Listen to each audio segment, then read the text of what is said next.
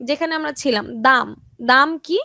দাম হচ্ছে কোনো দ্রব্যের প্রত্যাশিত বিনিময় মূল্য। এক কথায় হচ্ছে, আমি এক কথায় যেটা বলি যে দাম কি, নর্মালি আমরা দাম সবাই বুঝি, কিন্তু দামটা অ্যাকচুয়ালি কি, এক কথায় উত্তর দিবেন হচ্ছে অর্থের বিনিময় বা কোনো দ্রব্যের প্রত্যাশিত বিনিময় মূল্যকেই দাম বলে। ঠিক আছে? কোনো দ্রব্যের প্রত্যাশিত বিনিময় মূল্যকে যা অর্থ দ্বারা প্রকাশ করা হয় তাকেই হচ্ছে দাম বলে। তারপর হচ্ছে বাজার দাম। একটা হচ্ছে শুধু দাম, যে কোনো একটা দ্রব্যের দাম হতে পারে। দাম তিন প্রকার। দাম কি তিন প্রকার প্রকাশ করা হয়, একটা হচ্ছে বাজার দাম, একটা হচ্ছে স্বল্পকালীন ভারসাম্য দাম, একটা হচ্ছে দীর্ঘকালীন ভারসাম্য দাম। আচ্ছা, সবাই এরকম মেসেজ করতে থাকছো, আপু কথা কেটে কেটে আসতেছে। আচ্ছা, এটা একটু নেট প্রবলেম হতে পারে। আচ্ছা দেখো। আপু এটা এটা যার যার নেটের প্রবলেম, আমরা হ্যাঁ, তো হ্যাঁ, হ্যাঁ। স্পষ্ট শুনতে পাচ্ছি। আচ্ছা, ঠিক আছে। আচ্ছা, বাজার দাম, ভারসাম্য দাম, আরেকটা হচ্ছে দীর্ঘকালীন ভারসাম্য দাম। আচ্ছা, আমি তিনটা নিয়ে একটু ব্যাখ্যা করে দিই, যেহেতু মানে অনেকে আজকে নিউ ক্লাসে। প্রথমে আমি দাম নিয়ে বলেছি, দাম কি, কোনো দ্রব্যের প্রত্যাশিত বিনিময় মূল্যকেই দাম বলে। সেকেন্ড চলে আসি হচ্ছে দাম তিন প্রকার। একটা হচ্ছে বাজার দাম, যেটা হচ্ছে বাজারের নির্ধারিত চাহিদা এবং যোগানের উপর ভিত্তি করে। বাজারের নির্ধারিত চাহিদা, বাজার একটা নির্ধারিত অবস্থান থাকে। বাজার যেরকম, বাজার কাকে বলে, কোনো প্রোডাক্টের চাহিদা যেখানে সৃষ্টি হয় সেটাই কিন্তু বাজার। বাজার হচ্ছে এরকম না মার্কেট, যে নিউ মার্কেটই আমার বাজার, যে আমি যেখানে কিনতে যাই সেটাই বাজার, সেটা না। তোমার যখন চাহিদা সৃষ্টি হয় তখনই তাকে বাজার বলে। বাজার কাকে বলে, অর্থনীতিতে ক্লিয়ার থাকতে হবে। অর্থনীতিতে বাজার বলতে যখনই কোনো দ্রব্যের চাহিদা সৃষ্টি হয় তখনই সেটা হচ্ছে কি, বাজার। আচ্ছা, নর্মালি ফেসবুকে এখন আমরা দেখি কি প্রোডাক্ট বিক্রি হয়, এখন তার মানে কি ফেসবুক একটা বাজার? অফকোর্স না। বাজার অফ বাজার সেটাই যেখানে চাহিদার সৃষ্টি হবে, এবং চাহিদা যেখানে থাকবে সেখানে কি থাকে, যোগান থাকে। আমি চাহিদা এবং যোগানের সংজ্ঞা দুইটা বলছি, সবাই একটু ক্লিয়ারলি খুব ভালো করে শুনবেন। সবাই পারেন মোটামুটি আমার জানা মতে, এই দুইটা শিখানো হচ্ছে, কিন্তু যারা না পারেন বা অনেকেরই রিমাইন্ডার নেই, আমি আবার বলছি, একটু খেয়াল করে শুনবেন। চাহিদা কাকে বলে, কোনো দ্রব্যের প্রয়োজন, ক্রয় ক্ষমতা, ক্রয় করার ইচ্ছা এবং অর্থ ব্যয়ের ইচ্ছা, এই তিনটা জিনিস থাকলেই হচ্ছে আমার চাহিদা হিসেবে গণ্য করা হয়। কোনো দ্রব্যের প্রয়োজন থাকতে হবে, সামর্থ্য থাকতে হবে, এবং সেই সামর্থ্য থাকা শর্ত অর্থ ব্যয় করার ইচ্ছা থাকতে হবে, তখনই তাকে কি বলে, চাহিদা বলে। তাহলে বাজার দামটা প্রথমে চাহিদা এবং যোগান আমার বুঝতে হবে, চাহিদা এবং যোগান কি, দেন আমি বাজার দামটা বুঝতে পারবো বাজার কি। তো চাহিদা কি, কোনো দ্রব্যের প্রয়োজন থাকতে হবে, কেনার ইচ্ছা থাকতে হবে, সামর্থ্য থাকতে হবে, এবং সামর্থ্য থাকলেই শুধু হবে না, অনেকের সামর্থ্য আছে কিন্তু কেনার ইচ্ছা নাই। তো আমার সামর্থ্য থাকতে হবে এবং অর্থ ব্যয় করার ইচ্ছা থাকলে তাকে কি বলে, চাহিদা বলে। এখন চলে আসি যোগান কাকে বলে, ক্লিয়ারলি একটু ভালো করে শুনবা, যোগান কাকে বলে। অনেকেরই যোগানের সংজ্ঞাটা নিয়ে, আমি প্রতি ক্লাসে যোগানের সংজ্ঞা নিয়ে বলি, চ্যাপ্টারটাই হচ্ছে যোগানের। এই চ্যাপ্টার যেটা আমরা করছি এটা হচ্ছে যোগান চ্যাপ্টার। তো যোগান কাকে বলে জিনিসটা মানে একদম ভালো পারফেক্টলি করে একটু ভালো করে শুনো। যোগান কাকে বলে, কোনো দ্রব্য বিক্রেতা বিক্রয়ের জন্য বাজারে উপস্থাপন করে, এবং যে দ্রব্য বাজারে বিক্রয়ের জন্য বিক্রেতা প্রস্তুত থাকে। বিক্রেতা বিক্রয়ের জন্য বাজারে কি করবে, দ্রব্যটাকে উপস্থাপন করবে এবং বিক্রয় করতে ইচ্ছুক থাকবে, তাকেই যোগান বলে। যেমন একজন দোকানদার, সে 100টা শার্ট তৈরি করলো বা 100টা প্যান্ট তৈরি করলো, ঠিক আছে, 100টা প্যান্ট উৎপাদন করার পর সে 20টা প্যান্ট তার দোকানে নিয়ে আসলো বিক্রি করার জন্য। এখন তাহলে যোগান কয়টা, 20টা প্যান্ট। 20টা। কারণ হচ্ছে সে 80টা প্যান্ট কিন্তু তার গুদামজাতকরণ বা যেটাকে আমরা মজুদ বলি, সেই গুদামজাত উৎপাদন করেছে, তার মানে এই না পুরোটা যোগান। উৎপাদন করলে পুরোটা যোগান না। বিক্রেতা যেই পরিমাণ দ্রব্য বাজারে উপস্থাপন করে এবং বিক্রয় করতে ইচ্ছুক থাকে তাকে কি বলে, যোগান বলে। আমি কেন ভেঙে ভেঙে বলছি, কারণ এটা হচ্ছে অনেকই নিউ, মানে বেসিক জিনিসগুলো একটু ভালো করে জানতে হবে, এই জন্য আমি সবগুলো ভেঙে ভেঙে বলছি, ঠিক আছে। দেন আমরা মেন টপিকে যাচ্ছি, তো সবাই একটু খেয়াল করে শোনো আমার কথাগুলো। সো আমি বেসিক দুইটা জিনিস জানলাম, যে চাহিদা হচ্ছে যেটা হচ্ছে প্রয়োজন সৃষ্টি হলে অর্থ ব্যয় করার ইচ্ছা থাকতে হবে, সামর্থ্য থাকতে হবে, এই তিনটা জিনিস মিলে হচ্ছে চাহিদা, এবং যোগান হচ্ছে যে বিক্রেতার উপর, চাহিদা হচ্ছে পুরোপুরি ক্রেতার উপর নির্ভর করে, আর যোগান হচ্ছে পুরোপুরি বিক্রেতার উপর নির্ভর করে। বিক্রেতা যে পরিমাণ দ্রব্য বাজারে উপস্থাপন করবে এবং বিক্রয় করতে ইচ্ছুক তাকেই কি বলে, যোগান বলে। যোগান নিয়ে সবার ক্লিয়ার? যোগান আর মজুদ দুইটা ভিন্ন। সে 20টা পণ্য দোকানে নিয়ে এসেছে, তার মানে সেই 20টাই হচ্ছে কি তার যোগান, আর বাকি 80টা পণ্য হচ্ছে মজুদ। সো মজুদ এবং যোগানের মধ্যে সবার ক্লিয়ার কনফিউশন? এখন চাহিদা বাড়লে যোগান, আমরা জানি যে দাম বাড়লে যোগান বাড়ে, দাম কমলে যোগান কমে। আবার চাহিদা বাড়লে, দাম বাড়লে চাহিদা, দাম বাড়লে চাহিদা কমে, দাম কমলে চাহিদা বাড়ে। এটা কিভাবে হয় এই জিনিসটাও একটু ক্লিয়ার করে দেই। যখন কোনো প্রোডাক্টের দাম কমে যায়, দামটা কমে, তখন চাহিদাটা কি হয়ে যায়, চাহিদাটা বেশি সৃষ্টি হয়ে যায়, যে সে ভাবে যে আমি একটা, হ্যাঁ হ্যাঁ, একটা প্রোডাক্টের দামে আমি দুইটা প্রোডাক্ট পাচ্ছি, যে একটার সাথে ওয়ান ওয়ান ওয়ান ফ্রি, তো সেইটার একটা চাহিদা বেশি সৃষ্টি হয়। তো আমরা জানি দাম বাড়লে চাহিদা বেড়ে যায়। আবার যখন দাম কমলে চাহিদা বেড়ে যায়। এখন দাম যখন বেড়ে যায়, যে দেখা গেল কি একটা প্রোডাক্ট তুমি আগে কিনতে 100 টাকা করে, এখন সেই প্রোডাক্টের দাম হচ্ছে ধরো 130 টাকা থেকে 140 টাকা। তাহলে দেখা যাবে কি যে ওই প্রোডাক্টটা বা 60 টাকা কেজি চাল মানুষ যে কয় কেজি কিনবে, যদি হঠাৎ করে চালের দাম 70 টাকা কি 80 টাকা হয়ে যায়, তখন চাল কিন্তু মানুষ সেই পরিমাণ কিনবে না যে পরিমাণ 60 টাকা কেজিতে চাল কিনতো। ক্লিয়ার ব্যাপারটা? তাহলে দাম বাড়লে চাহিদা কমে, এবং দাম বাড়লে চাহিদা কমে, এবং দাম কমলে চাহিদা বাড়ে। কি ক্লিয়ার কনসেপ্ট? এখন যোগানটা ক্লিয়ার করি, যোগানটা একটু ক্লিয়ার করি। যে অনেকে বলে যে দাম বাড়লে যোগান বাড়ে, দাম কমলে যোগান কমে। কিভাবে দাম বাড়লে যোগান বাড়ে যোগান কমে? ব্যাপারটা হচ্ছে এরকম, যখন তুমি বিক্রেতা যে পরিমাণ দ্রব্য বিক্রয়ের জন্য বাজারে উপস্থাপন করে সেটাই যদি যোগান হয়, এখন ধরো তোমার দাম বেড়ে গেছে, দাম বাড়ার ফলে চাহিদা কি বেশি হবে? প্রোডাক্টের চাহিদা কি বেশি থাকবে না কম থাকবে? কম থাকবে। এখন চাহিদা যদি কম থাকে, তাহলে বিক্রেতা প্রোডাক্টও কি হবে, বিক্রির পরিমাণ কি হবে, কম হবে। তাহলে কম হবে, তাহলে সে 20টা প্রোডাক্ট বিক্রির জন্য নিয়ে আসছিল, কিন্তু দাম বেশি হওয়ার কারণে সে ভাবছিল তার 20টা প্রোডাক্ট বিক্রি হবে, কিন্তু তার বিক্রি হলো ধরো 10টা প্রোডাক্ট। তাহলে কি যোগান বৃদ্ধি পেল না? দাম মানে যোগান কি, দাম বাড়ার কারণে যোগানও কি বাড়লো। এখন যদি দাম কম বাড়বে। এখন যদি দাম কম হইতো, তাহলে দেখা যেত কি যে তার একটা প্রোডাক্টের বিনিময়ে দুইটা প্রোডাক্ট বেশি বিক্রি হচ্ছে। যোগান বাড়লো কিভাবে? যোগান বাড়লো কিভাবে? যে তোমার উৎপাদন তো আর থেমে থাকবে না, সে প্রোডাক্ট আনা কি দোকানে আনা কি বন্ধ করে দেবে? যে যোগান প্রতি সব একটা নির্ধারিত সময় থাকে উৎপাদন হতে থাকে, উৎপাদন কিন্তু কখনো থেমে থাকে না। উৎপাদন চ্যাপ্টারটা যাদের করাইছি, উৎপাদন রেখা সব সময় এই যে এইভাবে ঊর্ধ্বগামী, আমি দেখাচ্ছি উৎপাদন রেখাটা কেমন হয়। এখানে একে দেখাই। আচ্ছা দেখো, এই যে, ঠিক আছে, দেন হচ্ছে উপর থেকে টানি, এই যে, এখন হচ্ছে উৎপাদনের যে রেখাটা সেটা এইভাবে যায়, ঠিক আছে। তাহলে উৎপাদন যখনই শুরু হয় এটাকে বলা হয় প্রোডাকশন, মানে প্রি রেখা, ঠিক আছে। তো এই যে প্রোডাকশনটা যে হয়, প্রোডাকশন সবসময় কি, উৎপাদন কখনো কি থেমে থাকে? কারণ মানুষের চাহিদা পরিবর্তন হলেও। দেখতে পাচ্ছি না কেন? আচ্ছা আমি কি, কোনো চিত্র দেখতে পাচ্ছি না যে। আমি যেটা আঁকছি সেটা কি দেখা যাচ্ছে না?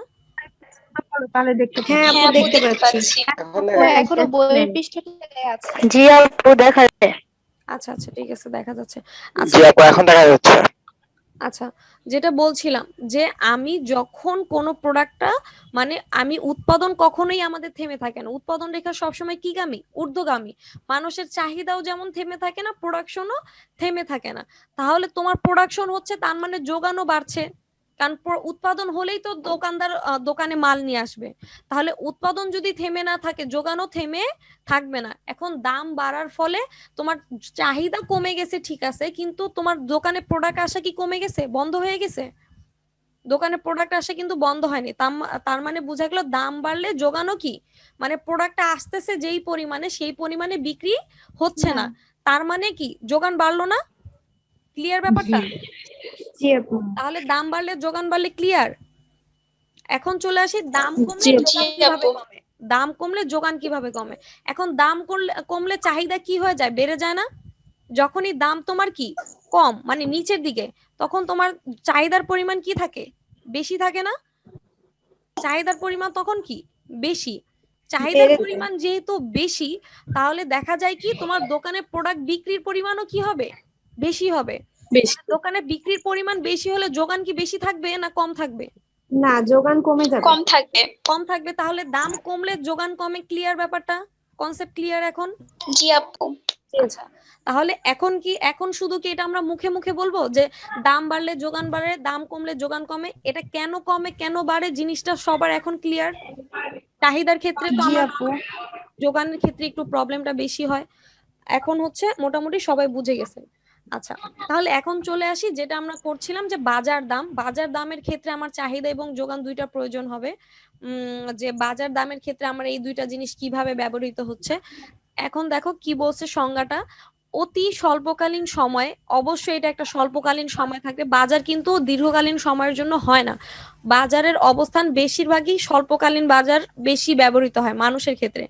অতি স্বল্পকালীন সময়ে বাজার বা বাজার সময়ের দ্রব্যের চাহিদা ও যোগান দ্বারা যে দাম নির্ধারিত হয়, বাজারে দ্রব্যের চাহিদা এবং যোগানের উপর ভিত্তি করে।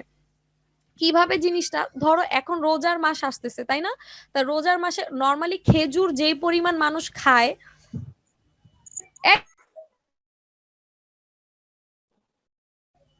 আচ্ছা দেখো, নর্মালি খেজুর মানুষ যেই পরিমাণ খায়, এখন কি খেজুর সেই পরিমাণ খাবে না, তার থেকে বেশি খাবে? বেশি খাবে না? তাহলে চাহিদা বেড়ে গেল না? চাহিদা বাড়ার ফলে যোগান কি পাবে, হ্রাস পাবে। চাহিদা বাড়ার ফলে যোগান হ্রাস পাবে। এখন যে একটা খেজুরের দাম হবে, সেটা কিন্তু নর্মালি অন্যান্য সময়ের তুলনায় থেকে এখন খেজুরের দামটা কিন্তু ডিফারেন্ট হবে। তাহলে বাজার সময়ে দ্রব্যের চাহিদা ও যোগান ধারা, মানে দ্রব্যের চাহিদা এবং যোগানের উপর নির্ভর করে যে দাম নির্ধারণ করা হয় তাকে হচ্ছে বাজার দাম বলে। যেমন নিউ মার্কেটে 150 টাকার জুতা হলে সব দোকানে জুতার দাম কি 150, ব্যাগ 400 টাকা হলে সব দোকানে ব্যাগ কি 400। তো এরকম হয় না? তো বাজারের চাহিদা এবং যোগানের উপর ভিত্তি করে যে বাজারের চাহিদা এবং যোগানের প্রভাবটার সৃষ্টি হয়, যে কি পরিমাণ চাহিদা রয়েছে এবং কি পরিমাণ আমার প্রোডাক্ট রয়েছে, তাই না? এখন প্রোডাক্ট যদি কম থাকে আর চাহিদা যদি বেশি থাকে, তাহলে অটোমেটিক্যালি দামটা বেশি হয়। আবার দেখা যায় কি যদি প্রোডাক্ট বেশি থাকে কিন্তু চাহিদা কম থাকে, তাহলে প্রোডাক্টের দামটা কি হয়, কম হয়। তাহলে এই মানে এই চাহিদা যোগানের উপর নির্ধারণ করে আমার যে দামটা নির্ধারণ করা হয় তাকে হচ্ছে বাজার দাম বলে। ক্লিয়ার সবার? বাজার দাম। আচ্ছা, এই জিনিসগুলো কিন্তু আমাদের পরবর্তীতে লাগবে, সবাই একটু ভালো করে মানে খেয়াল রাখবেন। এগুলো হচ্ছে বেসিক কিছু জিনিস, যেন আমরা পরবর্তীতে আসলে পারি, এই জন্য আর কি আপনাদের সবাইকে শেখানো বেসিক গুলো। আচ্ছা, তারপর আমরা চলে আসি এই জিনিসটা, আমরা বাজার দাম বেসিকটা বুঝে গেছি, এটা আমরা গতকাল শিখেছি, গতকালের ভিডিওতে আছে। আজকে জাস্ট হচ্ছে যেন সবাই যোগান বাজার দাম এই জিনিসগুলো বুঝেন, এই জন্য এটা দেওয়া। এখন নেক্সট মানে আজকে যেই কোশ্চেনটা শিখবো সেটা হচ্ছে ভারসাম্য দামের উপর চাহিদা পরিবর্তনের প্রভাব। ঠিক আছে, মানে ভারসাম্য দাম কি, যেটা হচ্ছে চাহিদা এবং যোগান। ভারসাম্য কথাটা মানে কি, সমতা রক্ষা করা। ভারসাম্য কথাটা মানে আমরা কি বুঝি, কোনো জিনিসের সমতা রাখা। হ্যাঁ, তাহলে এখানে যে জিনিসটা করতে হবে, যোগানের অপরিবর্তিত অবস্থায় চাহিদা পরিবর্তনের পুরাতন ভারসাম্যর স্থলে নতুন ভারসাম্যের উৎপত্তি হবে। যোগানের অপরিবর্তিত অবস্থায় মানে যোগানের কোনো পরিবর্তন হবে না, যোগান যা আছে তাই থাকবে, কিন্তু সৃষ্টি হবে চাহিদার পরিবর্তন ঘটবে। কথাটা বুঝাতে পারছি? যোগান যা আছে তাই থাকবে, দোকানে যেমন হচ্ছে বলি যে প্রোডাক্ট দোকানে 20টা ছিল, সে 20টা প্যান্টই রেখেছে, কিন্তু ঈদ আসার কারণে চাহিদা কি, প্যান্টের চাহিদা কি বৃদ্ধি পেয়ে গেছে না? সে দোকানে 20টা প্যান্টই রেখেছে, সে প্যান্ট বেশি উৎপাদন করে নাই, কিন্তু এখন চাহিদার কি ঘটছে, ঈদ আসার কারণে চাহিদার পরিবর্তন ঘটেছে। পুরাতন ভারসাম্যর স্থলে এখন আগে যে মানে যোগান স্থির থাকলো, কিন্তু চাহিদার পরিবর্তনের কারণে ভারসাম্যর পরিবর্তন হলো না। এখন পুরাতন ভারসাম্যর পরিবর্তে, স্থলে মানে পরিবর্তে, নতুন ভারসাম্যর কি হবে, উৎপত্তি হবে। মানে আগে যেখানে চাহিদা ও যোগান মিলিত হয়েছিল, এখন কিন্তু চাহিদা ও যোগানের মিলিত অবস্থান কি হবে, ভিন্ন হবে না, কারণ চাহিদার পরিবর্তন হয়েছে। দেখো এখানে যোগান রেখা একটা, সাপ্লাই রেখা কি, সাপ্লাই রেখা একটা, আপনি স্ক্রিন দেখা যাচ্ছে না। স্ক্রিন দেখা যাচ্ছে না, কি বলছো? আপু দেখা যাচ্ছে ওর নেটে আপু হয়তো দেখা যাচ্ছে। পাচ্ছি ওরে বাবা, আমি তো ভয় পেয়ে গেছি। দেখা যাচ্ছে তো আপু। আচ্ছা আচ্ছা ঠিক আছে, ম্যাম একটু ওয়েট করেন। মাঝে মাঝে হয় problem। হ্যাঁ হ্যাঁ, ওইটাও যেটা বললাম। আচ্ছা, যেটা বলছিলাম যে নতুন যোগান আমার সেম, আমি যোগান বেশি উৎপাদন করি না, যেমন যেটা আমাদের প্রাকৃতিক ক্ষেত্রে হয়। প্রাকৃতিক গ্যাস, তোমার চাহিদা বেড়ে যাচ্ছে, কিন্তু প্রাকৃতিক গ্যাস যা আছে তার থেকে কি বেশি উৎপাদন করা পসিবল, তাই না? কি পুষ্পক্ষী আপু, পুষ্পক্ষীটা হ্যাঁ পুঞ্জাক্ষী পুঞ্জাক আরে, আচ্ছা দেখো যেটা বলছিলাম যে যোগান আমার একটা নির্দিষ্ট রেখায় রয়েছে, কিন্তু দেখো দামের পরিবর্তনের ফলে চাহিদা একবার কিউতে ছিল, একবার Q1 এ হয়েছে, একবার Q2 তে হয়েছে। কারণ দাম যখন পিতে ছিল তখন চাহিদার দ্রব্যের চাহিদা ছিল কি, দ্রব্যের পরিমাণ চাহিদার পরিমাণ ছিল কিউ। পরবর্তীতে দাম যখন বৃদ্ধি পেয়েছে, দ্রব্যের চাহিদার পরিমাণ হয়েছে কি Q1, এখানে দেখানো হয়েছে। আবার দ্রব্য এটা এভাবে হওয়ার কথা ছিল। আবার দাম যখন হ্রাস পেয়েছে তখন আবার হয়েছে কি Q2, মানে দ্রব্যের অবস্থান দেখাইছে, একবার Q1, একবার কিউ, একবার Q1, একবার হচ্ছে Q2। এখন এই আচ্ছা যে আপু, জি এখানে জি দাম বলো। কমার দাম কমার ফলে দাম যখন হুম, কমছে তখন চাহিদার পরিমাণ কমলো কেন? চাহিদার পরিমাণ তো বাড়ার কথা। দাম যখন, এখানে তো চাহিদা রেখা দেখেন, এখানে শুধু যোগান রেখার উপর চাহিদা, এগুলো সব যোগান রেখা, এগুলো সব যোগানকে দেখাচ্ছে। মানে দাম কমলে যোগান কমে, দাম বাড়লে যোগান বাড়ে। দেখো এই যে প্রথম যে এই তিনটা রেখা ভুলে যাও, এই যে ডিডি রেখা মানে ডিমান্ডের যে চাহিদার যে রেখাটা, এটা ভুলে যাও। ওনারা প্রথমে আঁকছে হচ্ছে যোগান রেখা, মানে প্রথমে আগে কি যোগান অপরিবর্তিত কথাটা বলা হয়েছে না, তার মানে যোগান অপরিবর্তিত। যোগান যে রেখাটা এস রেখাটা আগে হয়েছে, পরে চাহিদা নির্ধারিত হয়েছে। দেখো দাম যখন ছিল পি তখন চাহিদার যোগানের পরিমাণ ছিল কিউ।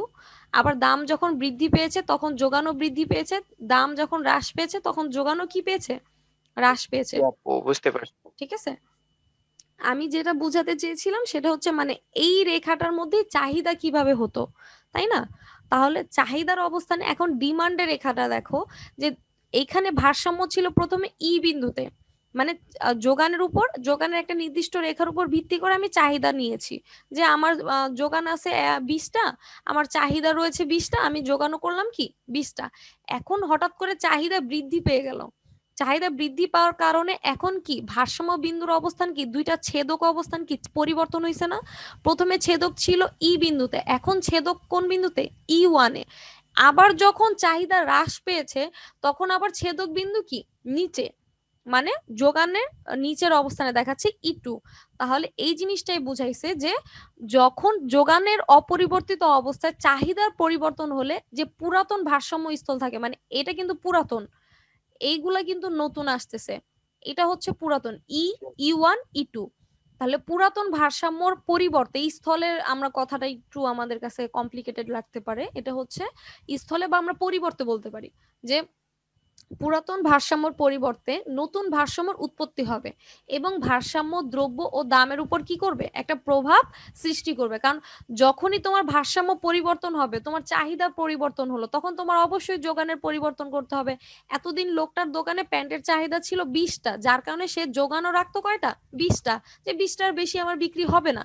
এখন দেখা গেল কি ঈদ আসার কারণে নতুন করে চাহিদা সৃষ্টি হলো, চাহিদা বৃদ্ধি পেয়ে গেল, এখন তার প্রায় 50টা প্যানের প্রয়োজন। এখন তাহলে কি যোগান রাখতে হবে কি 50টা না? আবার যখন চাহিদা কমে যাবে, ঈদ চলে যাবে, তখন দেখা যাবে কি 20টা প্যান্টও তার বিক্রি হচ্ছে না, তখন আবার যোগান আরো কমে যাবে।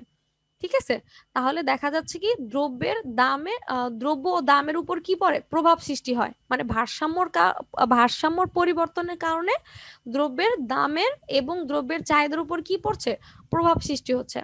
এখন চাহিদা পরিবর্তনের প্রভাব দুটি দৃষ্টিকোণ থেকে বিচার করা হয় বা বিচার্য করা হয়। সেটা একটা হচ্ছে যখন চাহিদা বৃদ্ধিজনিত প্রভাব, আরেকটা হচ্ছে চাহিদা হ্রাসজনিত প্রভাব।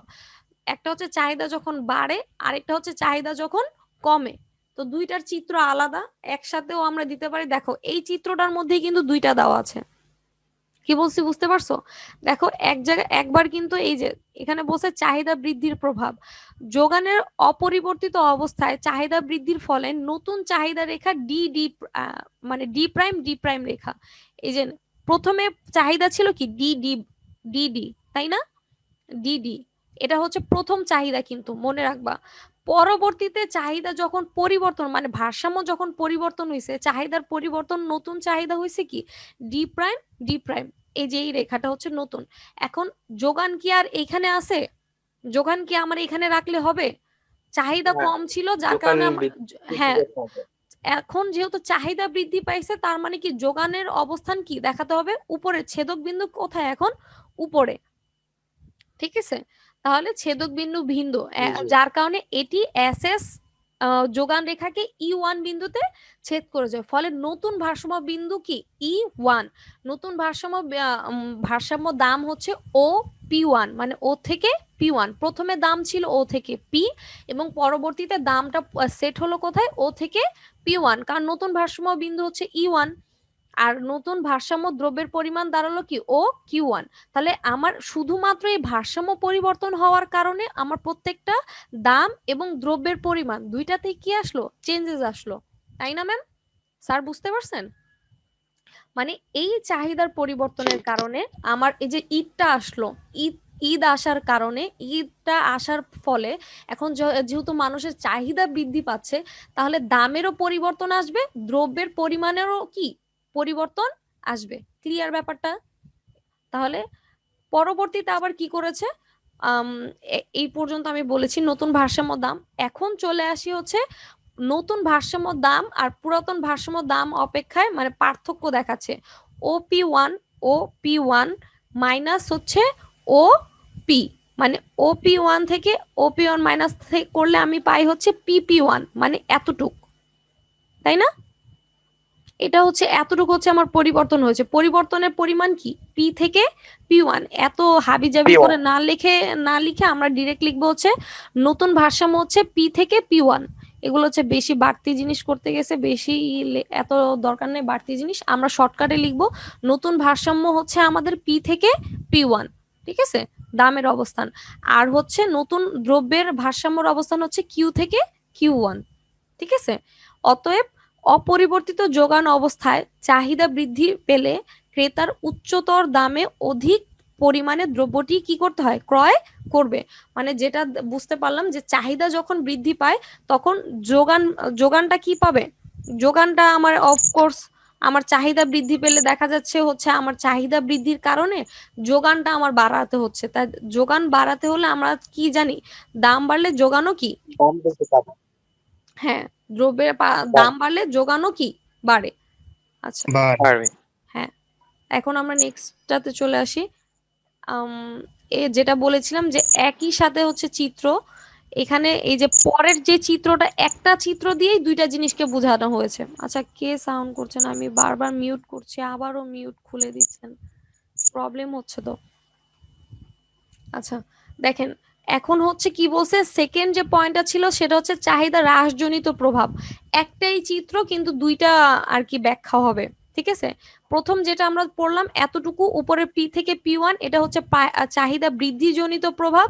এখন নিচের টুকু হচ্ছে চাহিদা হ্রাসজনিত প্রভাব। সেটার ব্যাখ্যাটা হচ্ছে আমরা এখানে দেওয়া আছে, দেখেন। চাহিদা হ্রাস প্রভাব, চাহিদা হ্রাস পেলে নতুন চাহিদা রেখা সৃষ্টি হয় D double prime, D double prime. এই যে দেখেন এখানে D double prime, D double prime, নতুন একটা চাহিদার সৃষ্টি হচ্ছে না। এখন কি চাহিদার পরিমাণ বেশি না কম? অফকোর্স নিচের দিকে, তার মানে কি চাহিদার পরিমাণ কম। তাহলে এখানে যেটা বলেছে,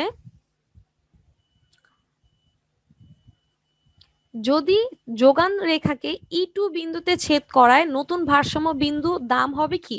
নতুন ভারসাম্য দাম হবে ও থেকে পি2 এবং নতুন ভারসাম্য দ্রব্য হবে ও থেকে কিউ2। এই যে নতুন ভারসাম্য, এখন যখন আমার ভারসাম্য বিন্দু ই2, তখন ভারসাম্য দাম কি ও থেকে পি2 এবং নতুন ভারসাম্য দ্রব্যের পরিমাণ দ্রব্য কি ও থেকে কিউ2। তাহলে আমার এখন নতুন যে পরিবর্তন হলো সেটা কি পি1 থেকে পি2 এবং কিউ1 থেকে কিউ2। এখন কিন্তু আমি পি থেকে পি2 বলতে পারবো না। একটু ভালো করে কথাটা বুঝো। প্রথমে পরিবর্তন আসছে কি পি থেকে পি1, তাই না? প্রথমে এখানে যখন বৃদ্ধি পেয়েছে তখন পরিবর্তন হয়েছে কি পি থেকে পি1। এখন পি1 থেকে ডাইরেক্ট চলে আসবে কি পি2, তাই না? P1 এর পর কি আসছে, P2, তার কারণে আমার বলতে হবে P1 থেকে P2 এবং Q1 থেকে Q2। আমি কিন্তু Q থেকে Q2 বলতে পারবো না, কারণ Q থেকে আমি বাড়াইছিলাম, Q থেকে বাড়িয়ে হয়েছিল কি Q থেকে Q1, তাহলে এখন আমার হবে কি Q1 থেকে ডিরেক্ট Q2। এই যে দেখো। আচ্ছা ম্যাম, জি স্যার। যখন এটা আলাদা আলাদা যখন এটা আলাদা আলাদা করব তখন তো হ্যাঁ, তখন আমি তখন ওইটা দিলেই হবে চাহিদা যে কি। এটা তো দেবো না। হ্যাঁ হ্যাঁ, তখন আর কি কিউ থেকে কিউ মানে নিচেরটা দিয়ে দিলে হবে, তখন বেশি ভেজাল না। আমি চাচ্ছিলাম দুইটা আলাদা চিত্র, বাট আমি কমার্স পাবলিকেশনও পাইনি, অন্যটাতেও পাইনি। এটা হচ্ছে মিলেনিয়াম পাবলিকেশনের বই, তো এটাতে দুইটার চিত্র একসাথে দেওয়া, তো দুইটার চিত্র একসাথে করতে গেলে এমনি একটু ভেজাল ভেজাল লাগে। বাট মানে আলাদা আলাদা করলে দেখো, মনে করো প্রথমে যখন বৃদ্ধিরটা করবা তখন নিচের এটা দিবা না, আর যখন হ্রাসেরটা করবা তখন উপরেরটা দিবা না। আর কি দুইটা জিনিস একসাথে বুঝাইতে গেলে মানে এমনিই তো একটার থেকে বৃদ্ধি পাইছে, তাই না? তাহলে তিনটা জিনিস একসাথে হয়ে গেল, প্রথমে একটা ছিল, দেন বাড়ছে, দেন আবার বাড়ার থেকে আবার কমছে, তাহলে তিনটা জিনিস একসাথে দেখাচ্ছি না। সো আমি অন্যান্য পাবলিকেশন আমি যদি নিজে মনে করো ক্লাস নিতাম, তাহলে আমি হয়তো ক্লাসের ভিতরে অফলাইনের মধ্যে আলাদা আলাদা করে চিত্র নিজের থেকে এঁকে দিতাম, কিন্তু আমি অন্যান্য পাবলিকেশনে কোনো বইতেই মানে চিত্রগুলো আলাদা আলাদা ভাবে পাইনি, যার কারণে আর কি আপনাদের এইভাবে দিতে হয়েছে, মানে একসাথেই বোঝাতে হয়েছে। আশা করি এটাতে আর প্রবলেম আমাদের থাকার কথা না। এক্সামে কি আলাদা আলাদা ভাবে কোশ্চেনটা হবে? আলাদাভাবে আসার সম্ভাবনা বেশি, কারণ এত বড় কোশ্চেন একসাথে দেয় না। কি বলছি বুঝতে পারছেন?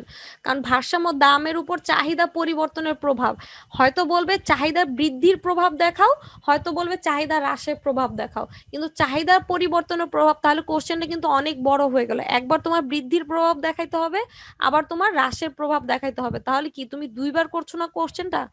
আমাদের নর্মালি তোমরা যদি বোর্ডের কোশ্চেন দেখো, ঢাকা ইউনিভার্সিটির কোশ্চেন দেখো, বা তোমাদের টেস্টের কোশ্চেন দেখো, সেগুলোর মধ্যে দেখবা হয়তো এভাবে আসে যে ভারসাম্য দামের উপর চাহিদা বৃদ্ধির প্রভাব দেখাও, হয়তো চাহিদা হ্রাসের প্রভাব দেখাও, এটাই এভাবে আসে কোশ্চেন। বাট চাহিদা পরিবর্তনের আর যদি বলে চাহিদার পরিবর্তন, আর যদি বলে চাহিদার পরিবর্তন প্রভাব, তখন আমরা সেক্ষেত্রে দুইটাই তিনটা দিতে হবে। একসাথে দেখাই দিব হ্যাঁ তো। হ্যাঁ হ্যাঁ হ্যাঁ, তখন আচ্ছা, তিনটা মানে দুইটাই দেখা দিবা। কিন্তু কোশ্চেনটা ইম্পর্টেন্ট, ভারসাম্য মানে ভারসাম্য কথাটা বললেই ইম্পর্টেন্ট। কেন ভারসাম্য? কারণ একটা জিনিসের মধ্যে আমি কয়টা জিনিস দেখাচ্ছি, প্রথমে আমি যে জিনিসটা শিখলাম, দেখো দামের মধ্যে কিন্তু দামের মধ্যে বাজার দামটা একদম টোটালি আলাদা, কিন্তু বাকি যে ভারসাম্য চলে আসে একটা স্বল্পকালীন আর একটা দীর্ঘকালীন, দুইটাই কিন্তু মানে বেসিক জিনিস। ঠিক আছে, তুমি যখন ব্যাখ্যা করবা স্বল্পকাল নিয়ে বলে দিবা, দীর্ঘকাল নিয়ে বলে দিবা, বাট ভারসাম্য দামটা কিন্তু সেম জিনিসই থাকছে, শুধু সময়ের জায়গাটা পরিবর্তন হচ্ছে, একটা স্বল্পকালীন সময়কে ভিত্তি করে, আরেকটা হচ্ছে দীর্ঘকালীন সময়কে ভিত্তি করে, দুইটা সেম, বাট জিনিসটা হচ্ছে ভারসাম্য দাম। বেসিক আগে আমার মনে রাখতে হবে ভারসাম্য দাম, আর বাজার দাম এটা তো আমি বুঝিয়েছি বাজার দামটা কি। ঠিক আছে,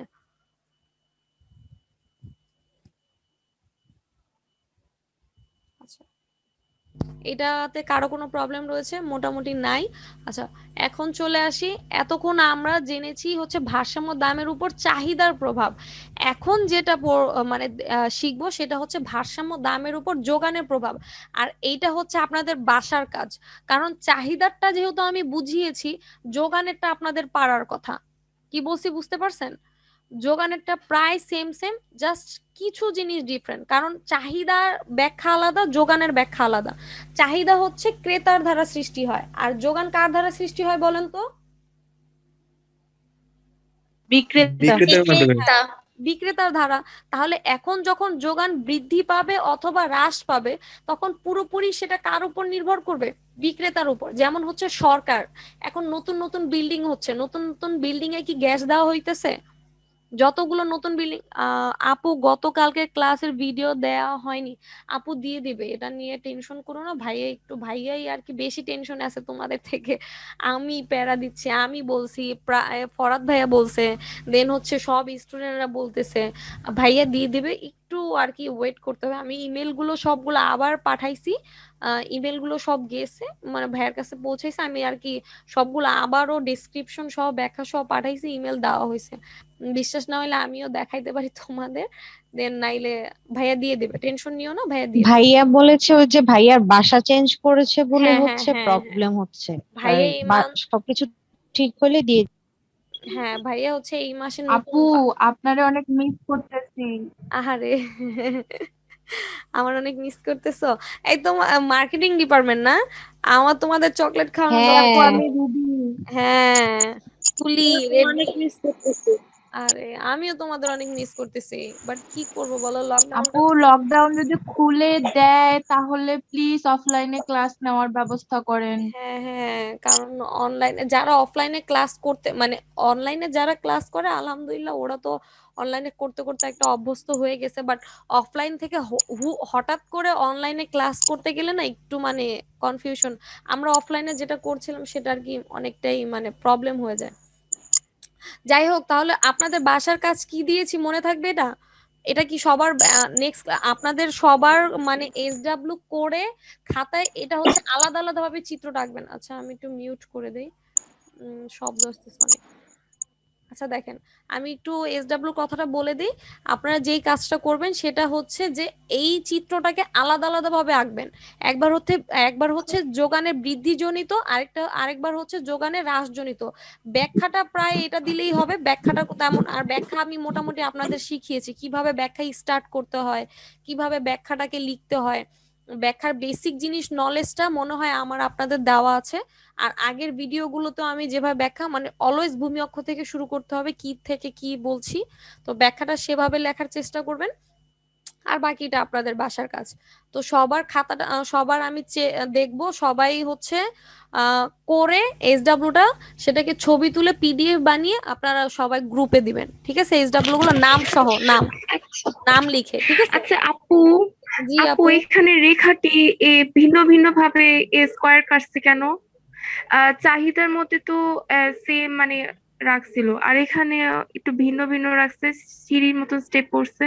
না না, এটা আর কি মানে এটা চিত্র তো ভিন্ন, এই জন্য আর কি সিঁড়ির মতো স্টেপ দেখা যাচ্ছে। দাঁড়াও আমি এখানে দেখাচ্ছি। এ দেখো, যোগান এখানে জিনিসটা ছিল হচ্ছে যোগানের, তাই না? দাম বাড়লে যোগান বাড়ে, দাম কমলে যোগান কমে, তাই না? তাহলে যোগানটা কি একই পরিমাপে উঠছে। আর এইখানে কি হইছে, এখানে যে জিনিসটা সেটা হচ্ছে আমার চাহিদা। দাম যখন কম তখন চাহিদা কি বেশি, দাম যখন মধ্য তখন চাহিদা, এখানে দাম যখন সর্বোচ্চ তখন চাহিদা কি সবচেয়ে কম, তাই না? তাহলে দেখা গেছে কি দাম বাড়া কমার ফলে চাহিদাটা বাড়ছে বা কমছে, এই জন্য এই যে স্টেপ গুলোর তৈরি হয়েছে, বুঝতে পারছেন? আপু আগের চিত্রে তো ডাবল প্রাইমটা নিচে ছিল, কিন্তু এই চিত্রে তো উপরে দেওয়া আছে। কারণ যোগান বাড়ছে। এখানে আগের চিত্রতে চাহিদা যখন বাড়ে তখন চাহিদা রেখা কি নিচের দিকে থাকে না, চাহিদা রেখাটা মানে নিচের দিকে হয়। তাহলে এখানে হচ্ছে যোগান যখন বাড়ে যোগান রেখা কই থাকবে, উপরের দিকে থাকবে। কারণ দাম বাড়লে যোগান যখন বাড়ে, দেখো যখন দাম বাড়ছে যোগানও কি পেয়েছে, বৃদ্ধি পেয়েছে না? দাম যখন P2 তখন যোগানও কি, দাম যখন সর্বোচ্চ তখন যোগানও কি সর্বোচ্চ না? তাহলে যোগান যখন সর্বোচ্চ হবে তখন যোগানের রেখাটা কোথায় হবে, উপরে হবে। প্রথমে দাম ছিল এইখানে, তাই না? তার কারণে যোগান ছিল কি মধ্যম অবস্থানে, ভারসাম্য। এবং যখন আবার যোগান কি হয়েছে যে মানে চাহিদা কি পেয়েছে, বৃদ্ধি পেয়েছে, তখন যোগান আবার কি পেয়েছে, হ্রাস পেয়েছে। তাহলে যোগান হ্রাস পেয়েছে তার মানে কি যোগান রেখা নিচে। চাহিদা বৃদ্ধি পাওয়া মানে কি যোগান কি পাওয়া, হ্রাস পাওয়া। কারণ তোমার চাহিদা বৃদ্ধি পেয়েছে, তুমি দোকানের প্রোডাক্ট কি নিয়ে আসবা, বেশি করে কিনে নিয়ে আসবা। তাহলে যোগান রেখা কোথায় হবে, নিচে হবে। এখন দাম যখন বৃদ্ধি পেয়েছে তখন চাহিদা তোমার কি কম, তখন চাহিদা তোমার কম, যার কারণে তোমার যোগান কি বেশি হবে, যার কারণে যোগান রেখা এবার প্রাইম মানে ডাবল প্রাইম রেখা এবার উপরে, ঠিক আছে? আর আগের সময় আমাদের যে জিনিসটা ছিল, আগের সময় হচ্ছে যখন দাম সর্বনিচে তখন চাহিদা কি সর্বোচ্চ, চাহিদা সর্বোচ্চ হলে চাহিদা রেখার কি মানে যোগান রেখার কি নিচে। মানে এই হচ্ছে পার্থক্য।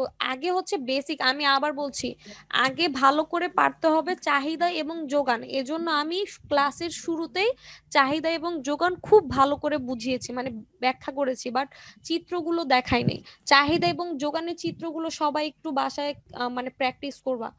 চাহিদা এবং যোগানের চিত্রগুলো বাসায় কয়েকবার করে দেখলে এইগুলো ভারসাম্যগুলো করে ফেলতে পারবা। কারণ নর্মালি ওগুলো তো আগে শেষ করে আসছি, ক্লাসগুলো যদি ভিডিওগুলো দিয়ে দেয় তাহলে সবাই ওগুলো দেখাই স্টার্ট করে দিবা, ঠিক আছে?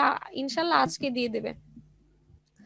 তাহলে আজকে তোমাদের বাসার এক্সাম, সবাই নাম সহ এবং ছবি তুলে বাসায় লিখে, ছবি তুলে পিডিএফ বানিয়ে সবাই হচ্ছে গ্রুপে নিজের নাম লিখে ছবির সাথে সবাই গ্রুপে দিবা, আমি দেখবো, ঠিক আছে?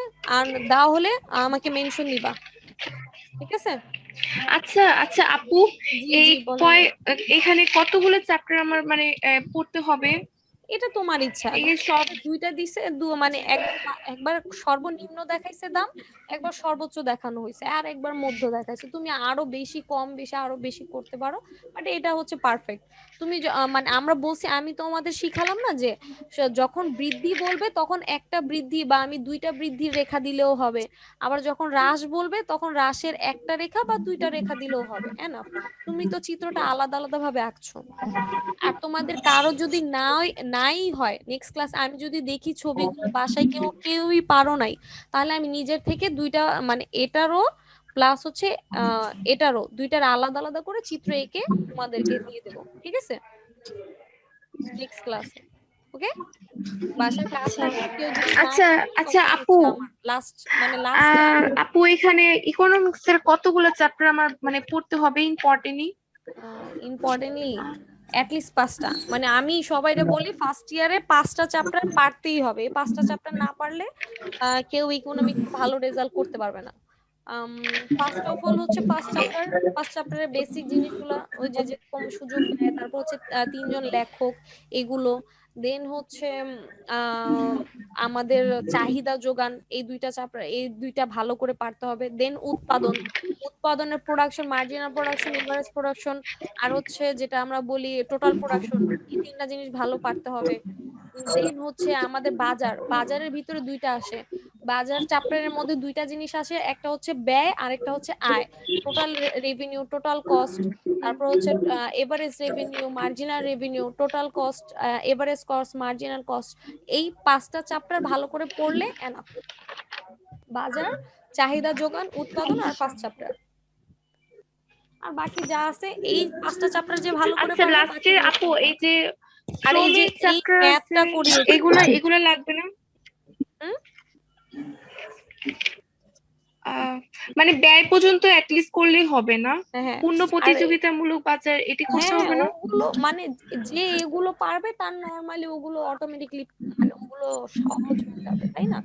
কারণ এগুলো পারলে, ওই যে বাজারের কথা বললাম না, বাজার যখন করতে যাব তখনই তো পূর্ণ প্রতিযোগিতামূলক বাজার, অপূর্ণ প্রতিযোগিতামূলক বাজার এগুলো আসবে।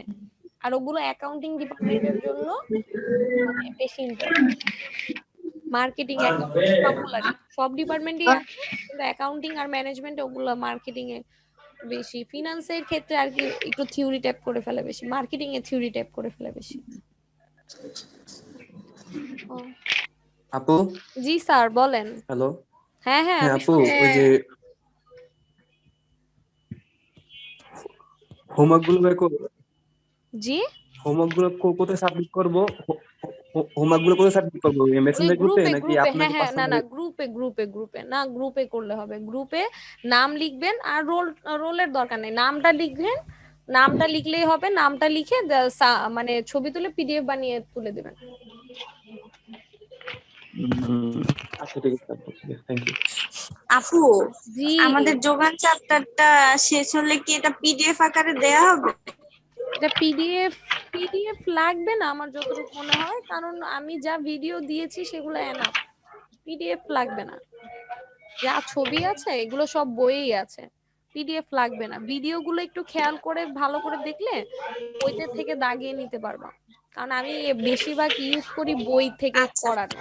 কারণ আলাদা করে পিডিএফ করাতে গেলে দেখা যায় হচ্ছে স্টুডেন্টদের বুঝতে, তারপর হচ্ছে বইয়ের সাথে মিলাতে অনেক বেশি সমস্যা হয়, যার কারণে আমি বই থেকে মানে সেটাকে কপি টাইপ করে দেন হচ্ছে আমি ক্লাস নেওয়ার ট্রাই করি, যেন তোমাদের প্রবলেম কম হয় অনলাইনের স্টুডেন্টদের।